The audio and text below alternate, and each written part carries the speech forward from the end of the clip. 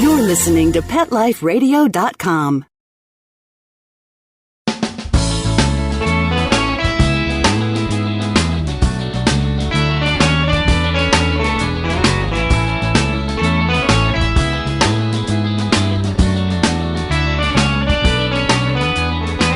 Welcome to Save a Pooch on Pet Life Radio. I am your host, Beverly Isla. Thanks for joining us. Today, our episode will teach us what we can do to help improve our pet's health simply by looking at your kitchen cupboards. And our guest is an award-winning pet nutritionist, blogger, magazine writer, and editor-at-large at Dogs Naturally magazine. And he happens to have one of the strongest social media following in Canada, who labels him as the Jamie Oliver of pet food. And when we get back from these messages, we will hear from Rodney Habib. Sit. Stay. We'll be right back after a short pause. Well, 4 to be exact.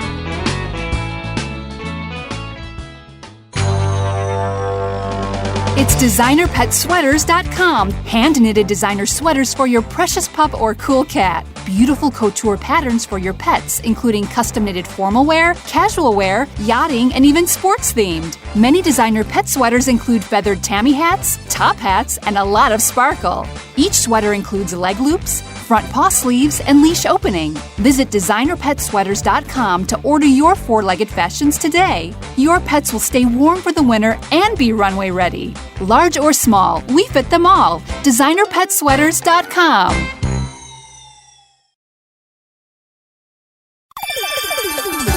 Let's talk pets on PetLifeRadio.com.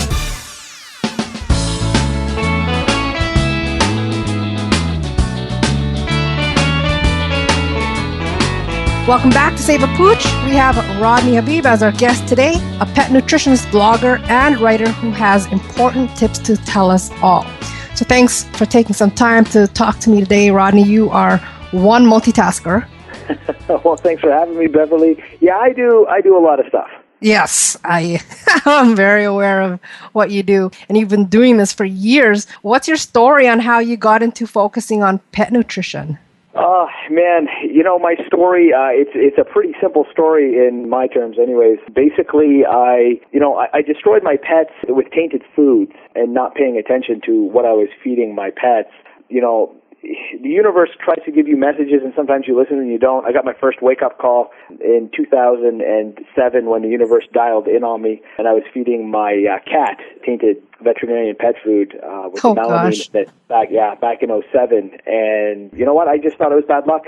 I was like, hey, man, that just happened to me. And I didn't really pay too much attention to it. And you know what? The universe called me back again. And when you don't pay attention the first time, man, it literally hit me with a sledgehammer and woke me up. The universe will quickly upend you.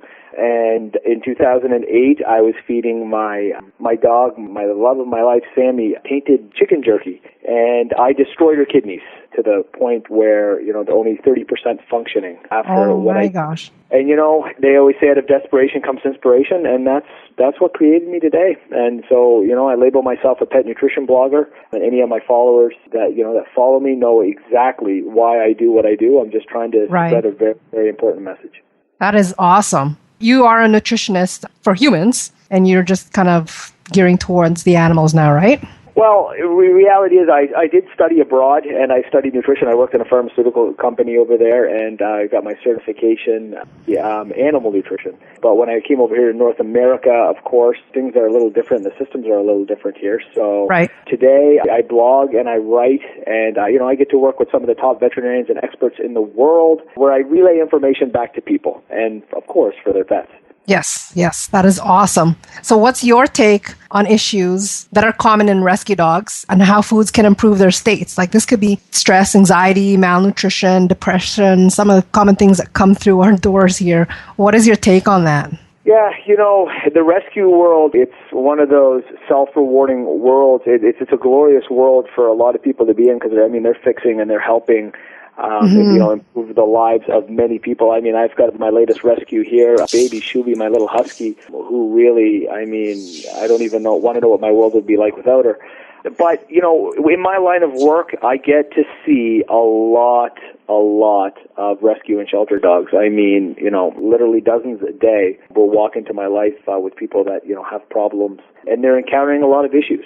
in the beginning, in the olden days, I would always think they were training issues. And because of my line of work, I got to talk and interview a lot of trainers like Victoria Stilwell and Cesar Milan. And, I got to speak with a lot of local international trainers around the world. And there was always a common theme. And, they knew, any good trainer out there knows the importance of nutrition and what bad foods, what type of roles that can play in rescue dogs today. Yes, absolutely. Think of it as in, first, if you want to just break it down and keep it into, the realms of food, as a pet, you're moved from one world to another.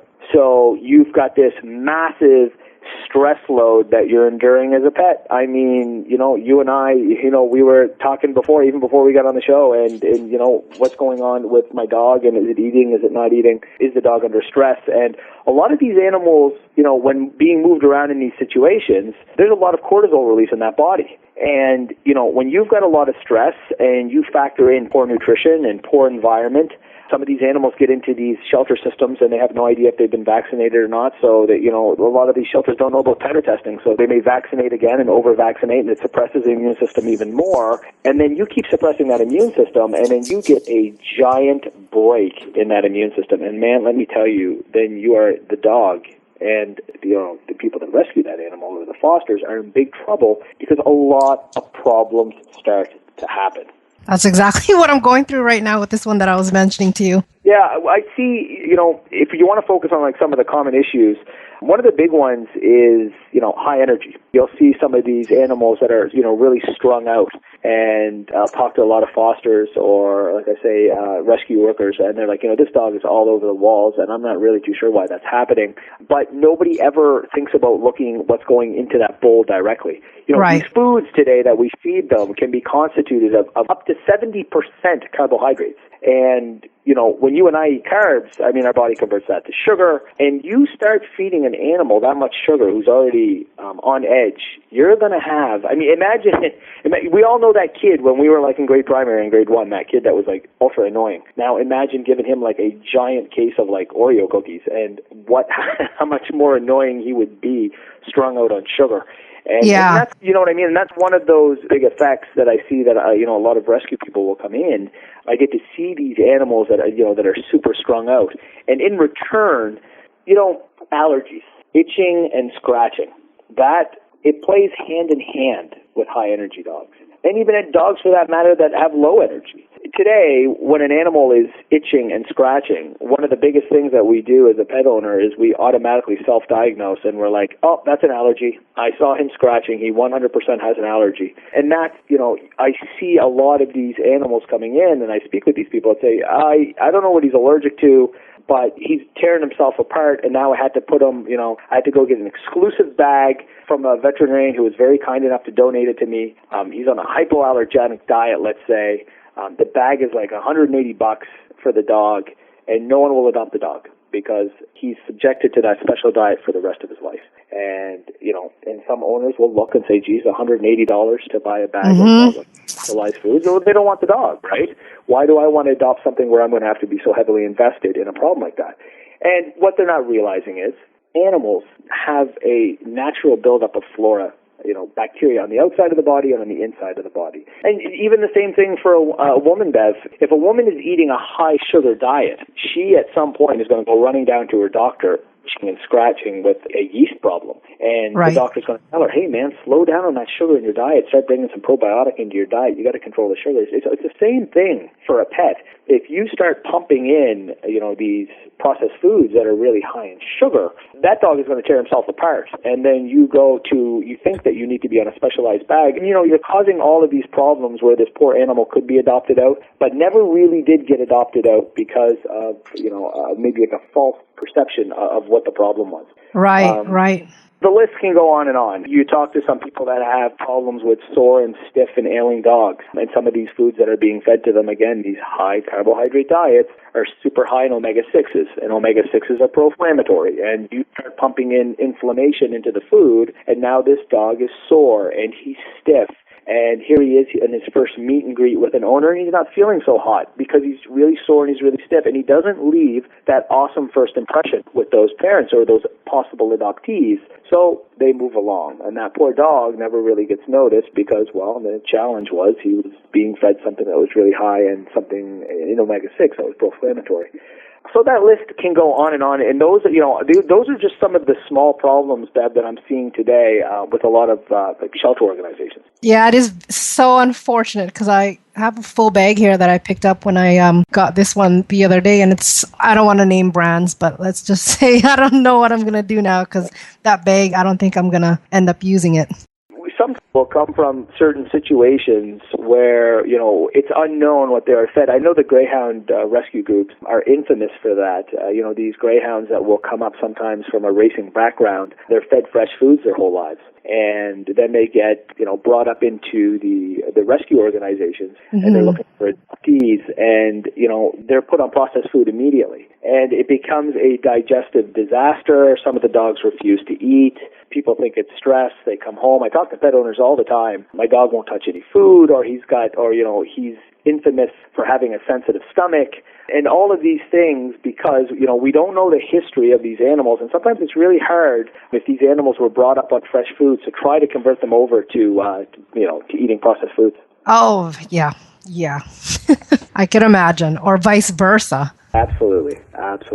But Rodney, we're just going to continue with our conversation after these messages from our sponsors. Sit. Stay. We'll be right back after a short pause. Well, 4 to be exact. Pet Life Radio, the #1 pet radio network on the planet, joins forces with iHeartRadio to put the power of your pets in your pocket. Awesome! Download the iHeartRadio app and rock Pet Life Radio on your phone, on your tablet, on your Xbox, in your car. Pet talk, pet tunes, and fun pet times. Pet Life Radio and iHeartRadio. Positively Possum. Calling all pet product manufacturers and pet experts. Let the public relations and marketing professionals at Whitegate PR get you featured in the news. I'm Dana Humphrey at Whitegate PR, and we have been specializing in pet product PR for over 10 years and can get your brand featured in the media, from TV to radio to print to blogs. You can find out more at www.whitegatepr.com. Hey there, pet parents. This is Christy Vaughn, host of The Doggy Dish. Do you love your furry companion? Do you love making him or her healthy treats but can't seem to find the time? Great news. The Doggy Dish is the perfect show for you. Every episode is chock full of healthy and easy recipes that are made with ingredients you most likely have on hand. Tune into The Doggy Dish for yummy and healthy recipes for your canine kids. Every week, only on PetLifeRadio.com. Let's talk pets. Let's talk pets On Pet Life Radio. Pet Life Radio. PetLifeRadio.com.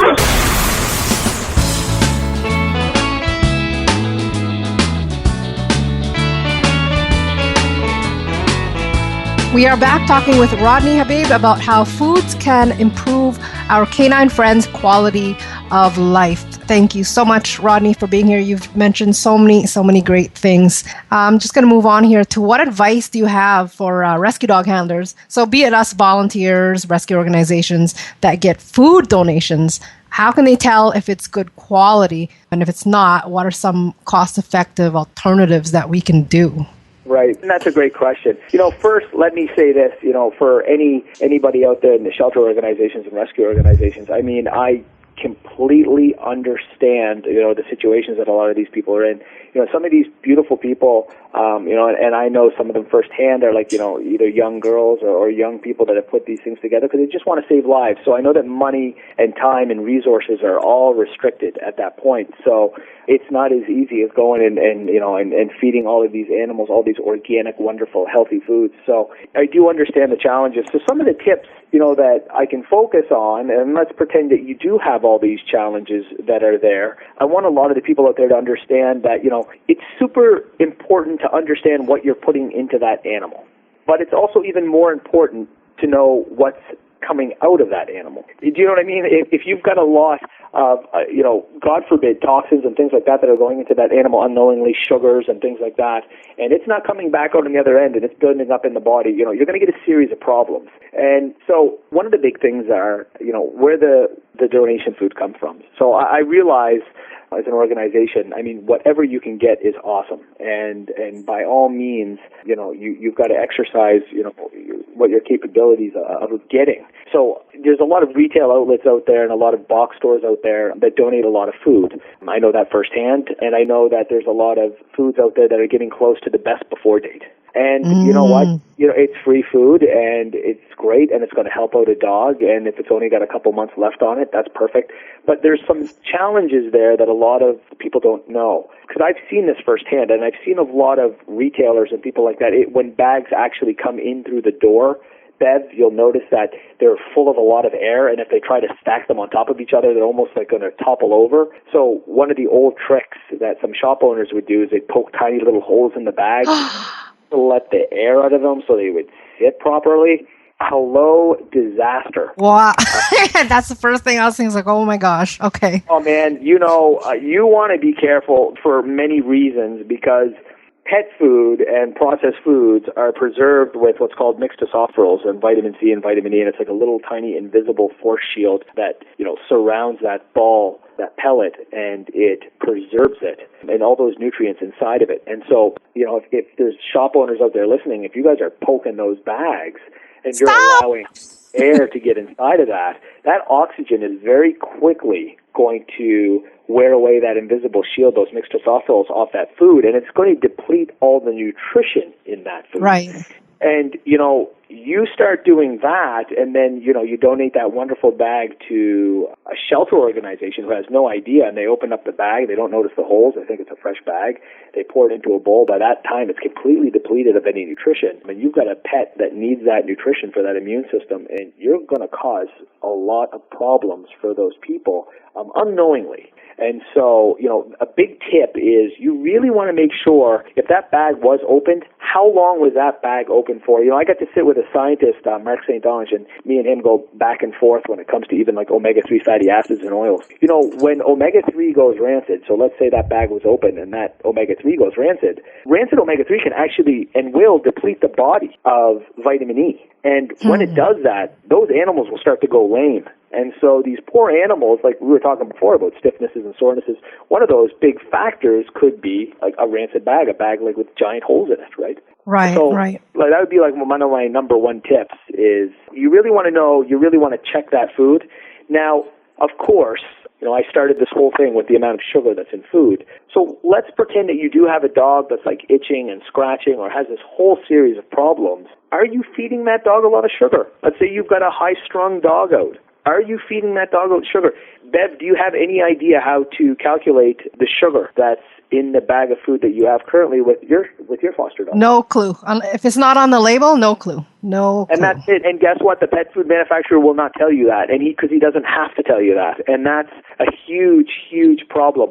And when that law finally gets, placed where they have to tell people how many carbohydrates are in that bag, that is going to change a lot of views for a lot of people, because when you look at that bag and you see some of those bags are 50 to 60 to 70% carbs, which is like 50% sugar, it's going to be a reality check, and you're going to be thinking twice before you feed it to an animal. So for the people out there that are listening and part of the rescue organizations, if you really want to know how to figure out how much sugar or carbohydrates, let's say, is in that bag of food, there is a small little calculation that you can do. It's kind of a secret calculation that's out there, but hopefully more people are spreading the word on how to do it. But if you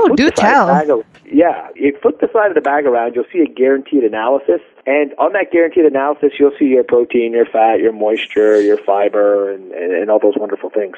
You want to add your protein, your fat, your moisture, and your ash. Your protein, your fat, your moisture, and your ash. Now, a lot of companies don't put the ash on their bags. So usually the average is anywhere around like 5 to 8%. So let's just say 6% average if you can't find it on the bag. And you minus that from 100, Bev, that is going to give you your carbohydrate value. So you just add in all the numbers, the percentages. You got it. Protein, fat, moisture, and ash. And you minus that from 100. Minus it by 100. That value that's left is your carbs. Okay. So if you've got something that's super high and you've got a pet that's already itching and scratching and let's say full of yeast, and then you go and you pump that dog full of 60 to 70% sugar and he's got a yeast problem, you're going to have a bigger problem on your hands coming up. So you really want to be careful of that. Ooh, boy. What about some of the things that like us fosters would already have at home that we could feed?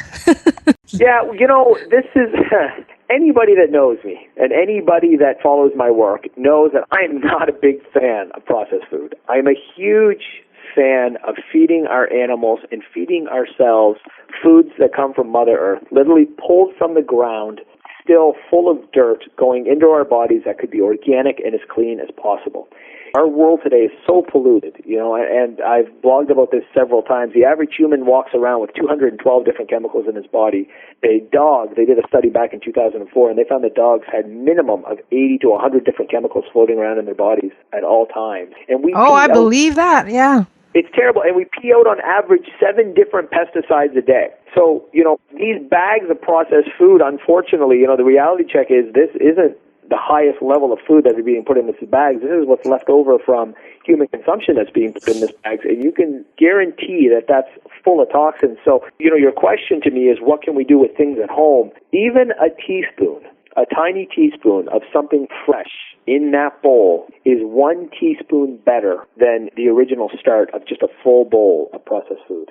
So let's say you've got something in your refrigerator, carrots, and some dogs might not like vegetables, kale, or if you're willing to cough up some of the, your ethically raised grass-fed meats, if you're willing to share some of that for your animals, that's wonderful. Maybe a teaspoon or a tablespoon of that for these rescue dogs. But I do want to say this. There are some wonderful rescue group organizations out there. I know that because they personally message me all the time, and I watch them on their journey of what they do. And a lot of these people are researchers, and they're phenomenal people. They literally, they'll go to the farmers markets, and, our farmers will be selling all of these wonderful foods and all these organic foods that just are pulled from the earth. And when they don't sell them at the end of the day, some of that stuff goes to compost. These rescue and shelter organizations will make friends with these farmers, and whatever's left over, whether it be meat, whether it be veg, whatever, they get saved at the end of the day rather than the farmer having to throw that out. And you can take that home and you can freeze it if you want to last a little bit longer, and then you can add a little bit of that into the diet. So you're bringing in something fresh and bioavailable, something full of nutrients to help nurture that body a little bit. You can make friends with a butcher. You can make friends with restaurants. That's a really good idea. Absolutely. Like, these people are throwing out food daily, constantly. Butchers, they're cutting up choice meats to look beautiful for us and to look yummy for us, but if we don't want it, it doesn't look appealing, well, it gets thrown out. Well, that's something that could go into an animal that could really, really help that animal. And, lastly, I want to bring this one up because I saw this online. It blew my mind into the water. In the United States, there's a couple shelter organizations that would go to, like, community events. And at community events, there's so much food that's there that at the end of it is thrown away because it's just an overabundance of food. And you're watching these shelter and rescue organizations with a quick phone call, hey, after your event, do you mind saving some of the food? We'll come, we'll package it, don't do any work. So for the community organizers, they're cleaning up with them, so they love that, and they're going home with a whole bunch of fresh food. You are giving me ideas now. Thank you for that. That's a really, really good idea. I don't know how often rescues here and where I am is doing that, but if they're doing that where you are, it's a really good start. Oh, absolutely. I see them doing that, and it's phenomenal. I got to teach at the Raw Roundup last year for Dogs Naturally magazine, and one of my jobs was, cost efficiency. Like, how can we do this? And, when we were putting the data together, Kevin, my cameraman, and I, and we were, putting some numbers and figures together, you could feed a 100-pound dog a day for about 65 to 75 cents. And that's not a lot. And that's completely feeding them fresh food. So this is going to abattoirs, like slaughterhouses, farms, farmers markets, butchers, even your local grocery store at the end of the night. Believe it or not, even on weekends, they're throwing out a lot of really good meat that nobody wants to buy at the end of the day. So if you make friends with, one of the clerks there that work at the grocery store, guess what? You can be bringing that into your shelter organization, freezing it up, and adding a little bit of fresh there to help those dogs that are in those stressful situations by putting something yummy into their bowls. Perfect. Thank you. I'll definitely share that message. So really quickly, we're about to wrap up here. What are you up to in your endeavors? Like the short time I've known you, you seem to be going full force with your passion, which I'm so happy for you. You can quickly tell us what you're up to. Well, yeah, it's life is super busy at the moment, but it's super awesome. As the editor-at-large over at Dogs Naturally magazine, I do a lot of awesome stuff with those guys. I have the Raw Roundup coming up next month with, Dr. Karen Becker and Dr. Marty Goldstein, Dr. Ian Billinghurst. Like the top doctors in the world are going to be teaching people, how to be making foods for their pets. It's a phenomenal course. If people, want to learn, you could just click online. You can watch it. It's super awesome. I have a TV show, too, that we got filmed on pet obesity, so hopefully that'll be out soon, and there'll be a lot of good tips and things like that in there. And then last but not least, something exciting, I do an on-air podcast with Dana Scott, editor-in-chief over at Dogs Naturally, called On Air with Dogs Naturally. And so we're flying out to California next month, and we've got another hopefully 8 to 15 new episodes for people, tips on how to make your dogs healthy. Perfect. Thank you so much, Rodney. We are out of time. And I'd like to thank Mark Winter, our producer, for making the show possible. You can come join the Save a Pooch community at saveapooch.com. Lastly, if you have any questions, comments, or ideas for a show, please email me at beverly@petliferadio.com. So until next time, spread animal compassion.